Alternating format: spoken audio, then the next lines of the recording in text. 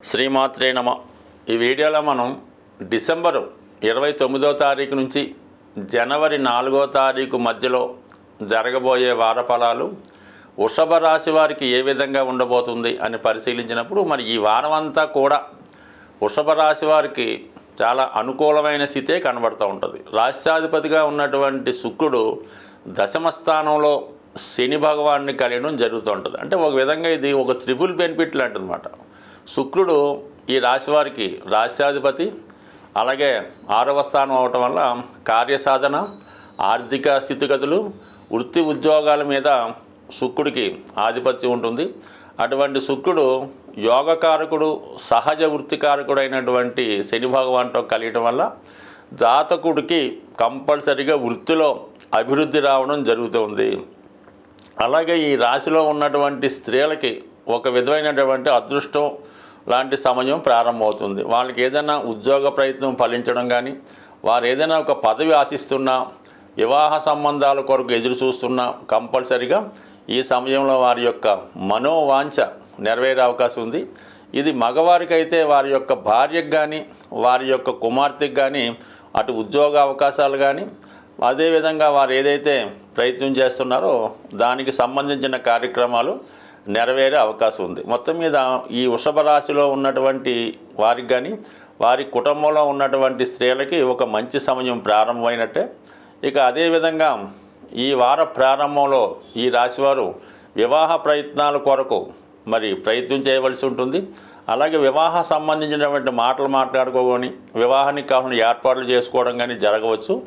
లేని పక్షంలో కొంతమందికి కొత్త వ్యాపార వ్యవహారాలు ప్రారంభించుకోవడం కానీ, కొత్తగా ధనాన్ని ఆర్జించే ప్రయత్నంలో కొత్త వారిని కలుపుకోవడం కానీ, మొత్తం మీద ఆర్థిక సంబంధించిన లావాదేవీలు, కుటుంబ సంబంధించిన లావాదేవీలు చాలా వరకు జరిగే అవకాశం ఉంది. ముఖ్యంగా ఈ రాశిలో ఉన్నటువంటి వారు పెళ్లి విషయంలో ఒక నిర్ణయానికి రావాల్సి ఉంటుంది. ఇంకా తర్జన భర్జనలతో పడుతూ పెళ్లి విషయంలో ఇంకా క్లారిటీ రాకుండా, వివాహ విషయంలో ప్రేమ వివాహం పెద్దలు కూర్చున్న తర్జన భర్జనలో కాలయాపన చేయకుండా మరి ఈ సమయంలో మీరు ఇంచుమించుగా ఈ వారంలో వివాహ విషయంలో ఒక నిర్ణయానికి వస్తే అతి తొందరలో వివాహం జరగడానికి కూడా అనుకూలించే అవకాశం ఉంది. బట్ ఏదైనా ఈ వృషభ రాశి వారు సోమవారం, మంగళవారం చాలా వరకు అమావాస్య యోగం ఉంటుంది కాబట్టి ముఖ్యమైనటువంటి పనులు వాయిదా వేసుకోవడం కానీ, ఆ సమయంలో ఎటువంటి కొత్త ప్రయత్నాలు ప్రారంభించకుండా ఉండడం మంచిది. ఆ 2 రోజులు చాలా వరకు జాతకుడికి కాలయాపన జరుగుతూ ఉంటుంది, సమయం వృధాగా గడపడం జరుగుతూ ఉంటుంది. అయితే బుధ గురువారాల్లో మరి జాతకుడు పుణ్యక్షేత్రాలు దర్శించడం కానీ, కొత్త ప్రయత్నాలు ప్రారంభించడం, దూర ప్రాంత ప్రయాణాలకు కావాల్సినటువంటి ఏర్పాట్లు చేసుకోవడం జరుగుతూ ఉంటుంది. అదే సమయంలో ఏర్పడినటువంటి చంద్రమంగళ యోగం జాతకుడికి దగ్గర బంధువులతో అంటే మదర్తో కానీ, భార్యతో కానీ, అలాగే రక్త సంబంధీకులతో ఒక విధమైనటువంటి విభేదాలు, అభిప్రాయ భేదాలు రావచ్చు.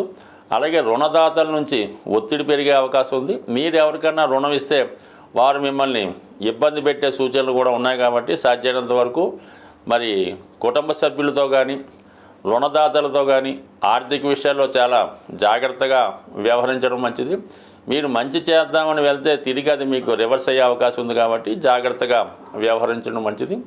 ముఖ్యంగా శుక్ర శనివారాల్లో మరి చంద్రుడు దశమ స్థానంలోకి రావడం వల్ల అక్కడ ఉన్నటువంటి శుక్రుడు శనితో కలియడం వల్ల జాతకుడు వృత్తిపరమైన విషయాల మీద ఎక్కువగా ప్రయాణాలు చేయవలసి ఉంటుంది. అలాగే ఎక్కువగా ధనం ఖర్చు కూడా జరుగుతూ ఉంటుంది. వృత్తిలో మార్పు కొరకు చేసే ప్రయత్నాలు ఫలించే అవకాశం ఉంది.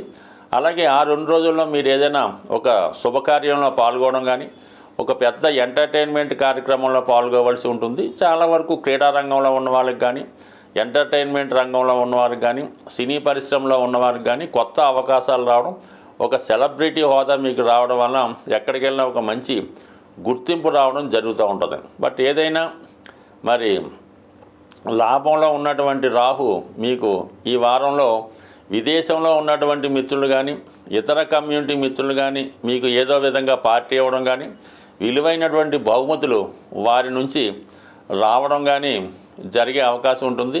బట్ ఏదైనా ఇదే వారంలో మీరు నూతన సంవత్సరంలోకి ప్రారంభిస్తున్నారు కాబట్టి మరి రాబోయే 2025వ సంవత్సరం చాలా వరకు వృషభ రాశి వారికి మరి మొదటి 6 నెలల్లో గొప్ప ఫలితాలు రావడం జరుగుతూ ఉంటుంది. అలాగే ఇదే సంవత్సరంలో మీకు శని లాభస్థానంలో కూడా రావడం వల్ల చాలా వరకు జాతకుడికి మరి గడిచిన అన్ని సంవత్సరాల కన్నా ఈ 2025 చాలా శుభకరంగా అదృష్టదాయకంగా ఉండే అవకాశం ఉంది.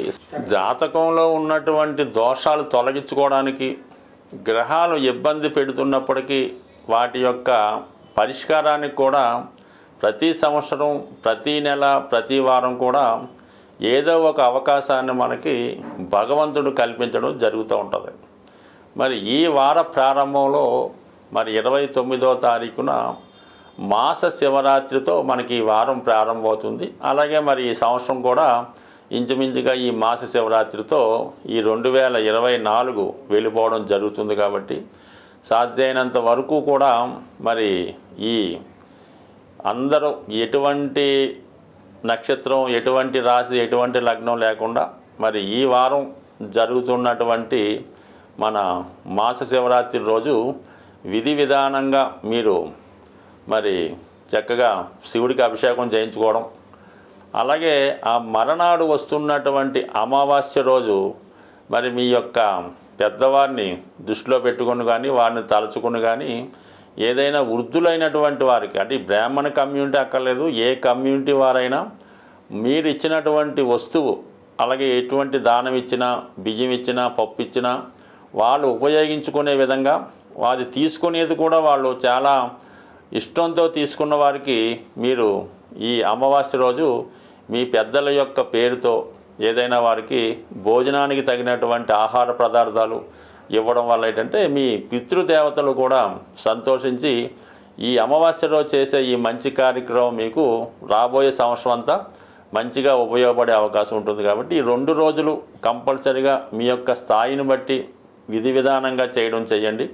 అలాగే ముఖ్యంగా ఈ 2025వ సంవత్సరం మరి డిసెంబర్ 31, జనవరి 1 తేదీలో చాలా వరకు అవకాశం ఉన్నవాళ్ళు మిగతా ఎంటర్టైన్మెంట్ కార్యక్రమాలు కాకుండా ఏదైనా ఒక పుణ్యక్షేత్రంలో కానీ, ఒక దేవాలయంలో కానీ మీరు ఈ నూతన సంవత్సరం ప్రారంభించుకుంటే చాలా వరకు ఆ సంవత్సరం అంతా కూడా మీకు అనుకూలంగా ఉండే అవకాశం ఉంది. కాబట్టి మరి సాధ్యమైనంత వరకు ఏదైనా దైవ కార్యక్రమాల్లో పాల్గొనే ప్రయత్నం చేయండి.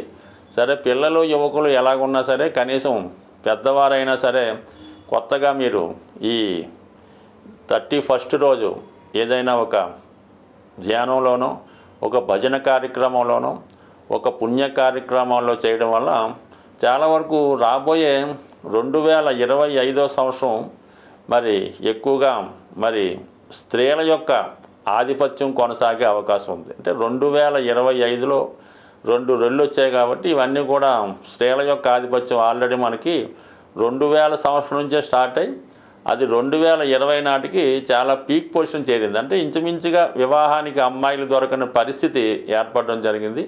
మరి 2025 ఇది కూడా బుధుడు కూడా యాడ్ అవ్వడం వల్ల చాలా వరకు ఈ సంవత్సరం ఉన్నత ఉద్యోగాలు, అలాగే వివాహ విషయాల్లో ఆధిక్యత కూడా స్త్రీల పెత్తనం, స్త్రీల ఆధిక్యత సాగే అవకాశం ఉంది. మరి ఏదైనా ఎవరి పెత్తనమైనా, ఎవరి మంచి అయినా మరి మీరు ఎంతగా ఈ విష్ణుమూర్తిని, పార్వతీదేవిని పూజించుకోవడం వల్ల రాబోయే 2025వ సంవత్సరం ప్రతి ఒక్క కుటుంబంలో ఆనందంగా సాగే అవకాశం ఉంటుంది. కాబట్టి ఏదైనా విష్ణుమూర్తి ఆరాధన చేయడం, తులసి చెట్టుని పెంచడం, లేదంటే కనీసం డిసెంబర్ 31, జనవరి 1వ తారీఖులో తులసిమాతకి సరైనటువంటి సదుపాయాలతో పూజ చేసి ప్రదక్షిణ చేసి ఆ తులసి కోటలో ఉన్నటువంటి కొంత మట్టిని మీరు బొట్టుగా పెట్టుకోవడం వల్ల చాలా వరకు మీకు ఈ భూదేవి అనుగ్రహంతో మరి 2025లో చాలా వరకు సొంత గృహం కావాలనుకున్న వారికి ఏర్పడే అవకాశం ఉంటుంది. స్వస్తి.